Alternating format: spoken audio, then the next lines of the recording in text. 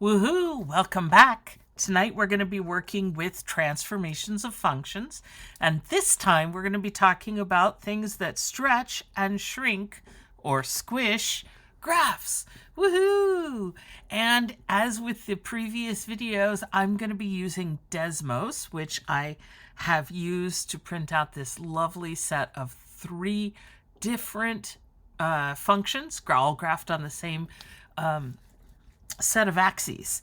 So we've got the graphs y equals x squared, y equals 2x squared, and y equals 0.5x squared, which is just a convenient way of writing 1/2 x squared. And I have graphed all 3 of them.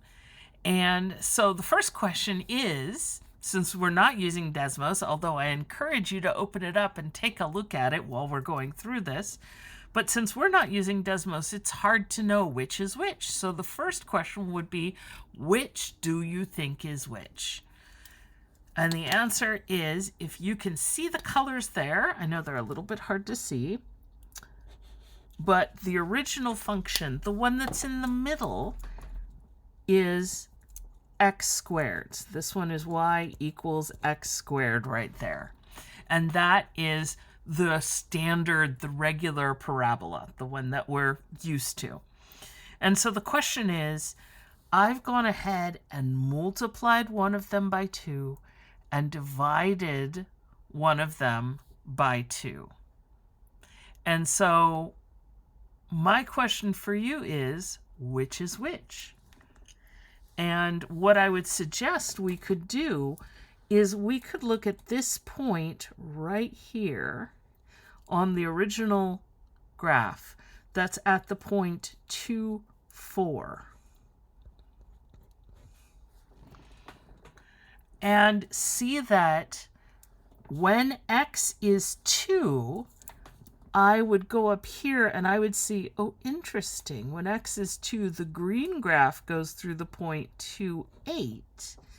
And the blue graph goes through the point 2, 2. And hopefully that's enough of a hint for you. If the standard answer is 4, then if I'm multiplying by 2, 4 times 2 would give us the 8. So in fact, the green graph is what happens when I take 2 times x squared. And so the question is, how are we supposed to look at this? Because, you know, if I were just looking at these graphs, I would say if I'm looking at the red one and the green one, these 2 graphs right here, it kind of looks like I took the red one and just smooshed it in. And so the question is, what have I actually done? And the key is in what I wrote right here, which is, if we look at x equals 2 right here, we can see that this point 2, 4 became 2, 8. I actually stretched it up. The whole graph got pulled up, and that's called stretching. So that's this one right here, y equals 2x squared. And then if you look at the graph just below it, the blue graph, that's my favorite kind of music, blue graph music. That was a dad joke, yeah? So if we look at this point, this goes through 2, 4. This point is 2, 2. And what's happened is I've taken this red graph here, and believe it or not, I've squished it. I've pushed it. And if you've ever squished something, you know, it kind of looks like it gets fatter, but you're just actually shrinking it. And so that's this graph right here, y equals 1/2 x squared. And so we end up with stretching as well as shrinking. And so what are the rules? As you would guess, if I multiply, and again, here I'm going to say a is greater than 1, so that we don't end up talking about fractions, because that can complicate the discussion. So let's just go ahead and say that a is greater than 1. If I multiply a function by a, what is that going to do to the function? And the answer is, like in this case, it's going to stretch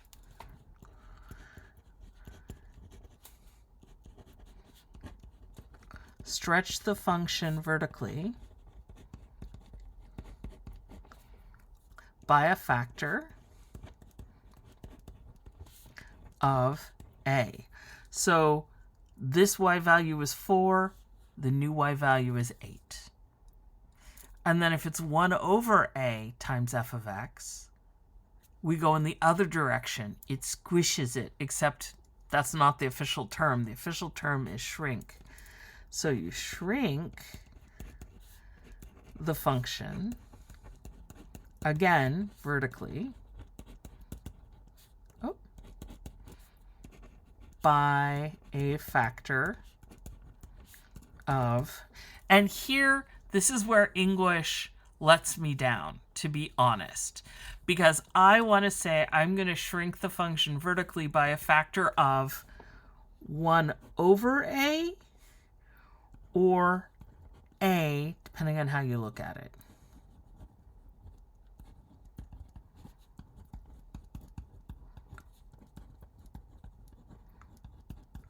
Does that make sense? So did I shrink it by a factor of 2 or by a factor of 1/2? And that is complicated because I could see it either way. So basically what happens is if the number is outside the function, that means that you are changing the y value. Here you're taking half of the y value, and here you're doubling the y value. So now I do not have another graph, but what I wanted to do is I wanted to just think, what if the a is inside the function? What if we multiply or divide by a inside the function? Now you may recall that in the last couple of videos, we were distinguishing between things that happen outside the function and things that happen inside the function. For example, if I add 2 on the outside of the function, like after the x squared, we move it up, or subtracting 3, we move it down. But if the 2 or the minus 3 goes inside the parentheses, then it becomes a horizontal shift. So the question is what does it mean if I multiply or divide by a inside the function? And this is a complicated sort of situation. So imagine if instead of x squared, I was going to do that on the wrong one. Sorry about that. Let me get started again. There we go. What if I have 2x, the quantity squared? What's going to happen to x? So each x value can actually be smaller, right? Because 2 times x is actually making x appear larger. So the point that's at 2, 4 wouldn't happen at 2, 4. It would happen at 1, 4, right? If we plug in 1, because it's 2 times x, it would look like 2. So this point would shift in this way. So if every x value can be smaller, then the whole graph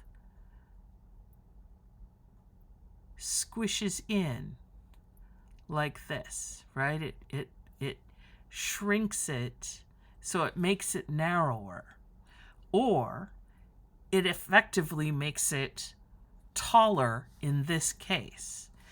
And if we're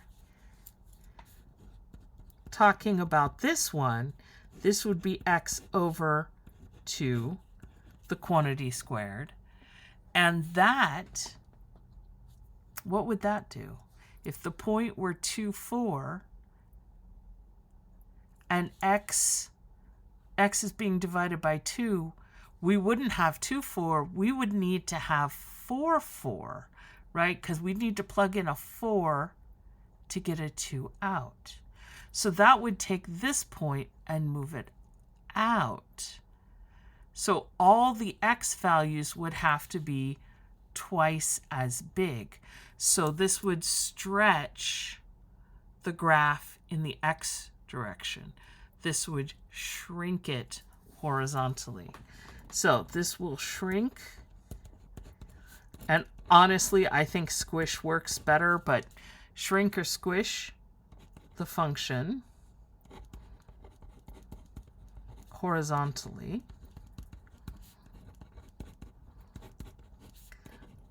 by a factor of a, and this would stretch the function horizontally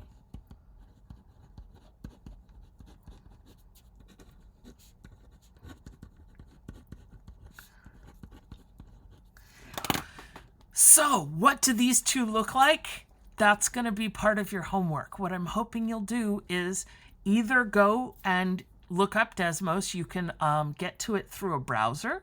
You can also, there is that Desmos app, which I love. I've got it on my phone. I've got it on my computer. So there are a lot of ways to access Desmos. Go ahead and look at these two functions and see what they look like.